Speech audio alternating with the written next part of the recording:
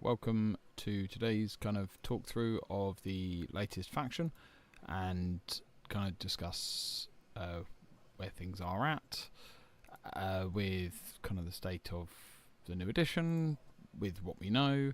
Again, obviously there is limited amount because they're not revealing a huge amount each day, which is unfortunate, as kind of really want to know everything now.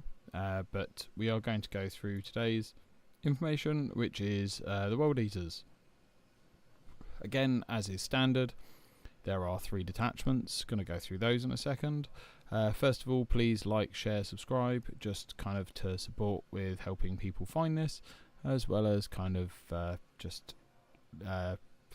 supporting me doing this. And yeah. Before we go into the main rules, this one comes up unsurprisingly a fair few times. With World Eaters, it would appear, I wouldn't be surprised if a fair few of their models in their codex eventually got reworked with this as an additional ability to kind of mount their combat prowess. So Cleave has been revealed before, but this kind of gives a real specific nature to it. It's slightly different from Blast on the basis that there's Cleave X. The ability always takes the form of Cleave X. Each time you gather attack dice for a Cleave weapon, if you only selected one target for all of that weapon's attacks, add X additional attack dice for every 5 models that were in the target unit in the select target step, rounding down. For example, Cleave 1, with an attack characteristic of 3 that targets 16 models, you would get 3 additional attack dice for a total of 6. So you get the extra 3 for the 5, 10, 15. So that's quite interesting. Obviously we'll come on to why it's specified as Cleave X fairly soon, but it will be interesting to see if Blast stays the same as it is, or does Blast become Blast X? Obviously unknown. But yeah, first of all we have Brazen Engines. This is kind of all around the demonic vehicles. So you have your Lord of Skulls, I believe, has that. You have the Forge Fiends, you have the Mauler Fiends that all have that keyword. So they get Terror of Khorne at the start of the fight phase. You can select one enemy unit engaged with this unit.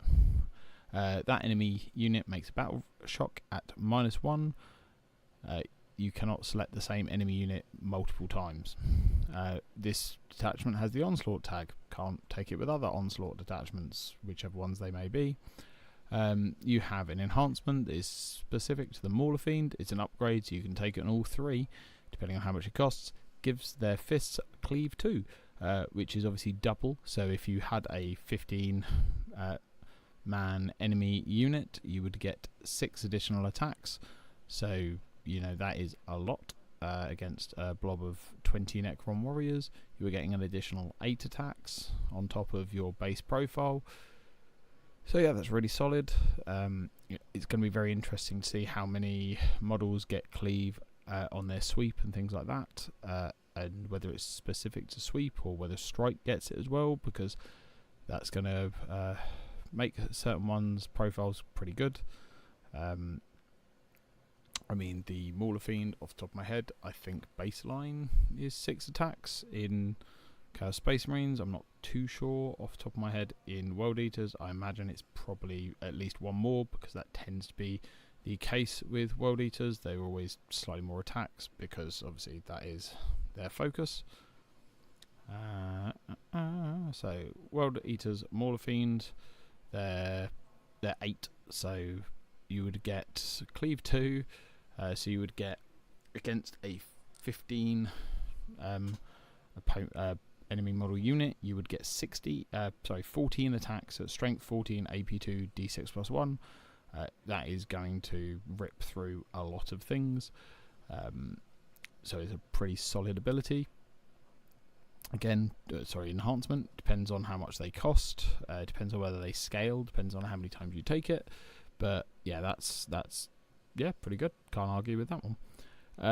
We then have Apoplectic Clarity for 1 CP. During your shooting or fight phase, when a friendly demon vehicle unit is selected to attack, that demon unit can ignore ballistic skill, weapon skill, hit roll, and Wound roll modifiers. So yeah, it basically ignore mods is pretty good for it, especially wound rolls. That really helps punch up the damage for the Forge Fiend against things like Victory's Guard and similar, as well as in combat against kind of things like the Wrath detachment for Dark Angels, should that still exist. But yeah, solid suite of kind of concepts for them.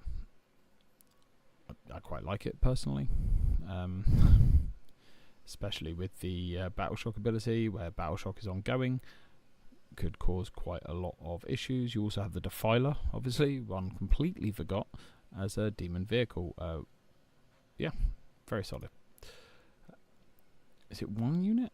Oh, you select one, yeah, so, but yeah, still very good.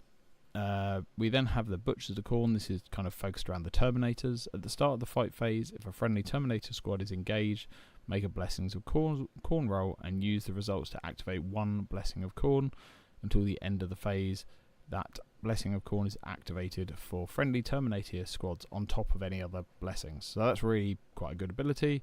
If the Pile-In Consolidate 6 still exists, is unchanged and works in Overrun, that is going to be insanely good as a free ability. Or if you suddenly decide you need devs against infantry, or you want to grab lethal, the fact that all of the Terminator units you've got get it, that's really solid.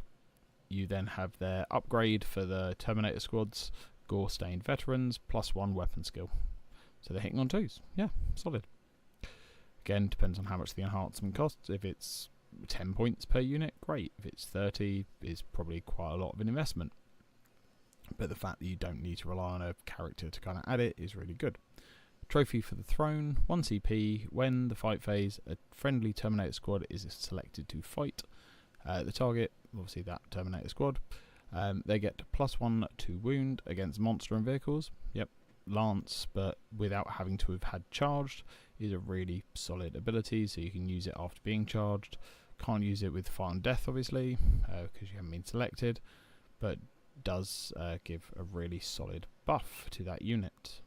Will again depend on how much Terminators cost in 11th, because obviously they've struggled in this edition outside of Thousand Suns and Space Wolves and Dark Angels. You're not really seeing the Terminator unit on the whole. There have been some successes with World Eaters, particularly Australia have done really well with their Terminators, but on the whole they're not a common core unit, so hopefully that changes. Finally, we have Vessels of Wrath, which is the reworked detachment. You have Wrath of Khorne as the detachment rule. When a friendly World Eaters character, excluding epic heroes, is selected to fight, that unit's character model's melee attacks can have either Cleave 1 or +1 AP, really solid ability, +1 AP, punch through a save a bit harder, or Cleave 1, clear out the chaff. Enhancements, Arch Slaughterer, World Eaters model only, once per battle per army. In your command phase you can still use this ability. If you do so, every Blessings of Khorne is active for this unit until the start of your next turn. Yeah, that's pretty cool. I guess Demon Prince is probably the best target, or a Master of Executions, or maybe a Slaughter Lord with some 8-bound. But yeah, I mean, to have every blessing going is really solid. It depends again how much it costs, but it's definitely a good one to have all of them, especially on the go turn.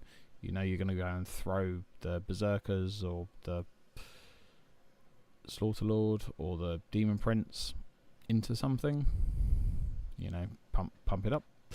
And then we have Aspire to Infamy, which is 1 CP.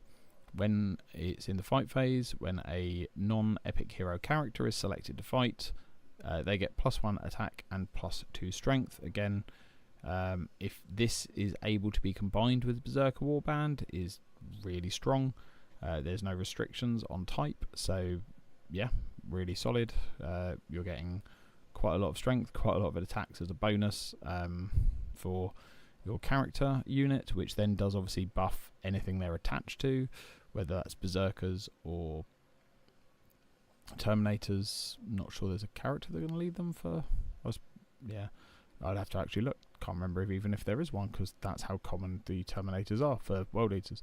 But also the Exalted 8-bound, the 8-bound, if they've got a Slaughter Lord, that is overall a really solid buff, but it does specifically only buff the character models, which is a slight shame. I've just realised, so not quite as crazy as I thought. But yeah, solid sweet overall for the entire lot of those. Again, they're one detachment points. I really wish they would stop calling it what they've called it, but they are one detachment point each, and most of them they've kind of said that are 2 detachment points, which would kind of you'd infer that at least something is 3 detachment points, if most and not all are 2 detachment points. So it'll be interesting to see which ones kind of pair up well. They kind of mentioned that Terminators plus the Gore Track would work really well for a heavily armoured spearhead. Whether that translates well to the tabletop with the terrain changes, we don't know. But we are then getting Tau tomorrow, so that would mean that Death Guard is either coming Thursday or Friday, so there's one other variant still to come this week, and kind of that is all of the rules that we've got for today. If you have kind of watched, please make sure like, subscribe, share, all that good stuff, and we'll see you again tomorrow.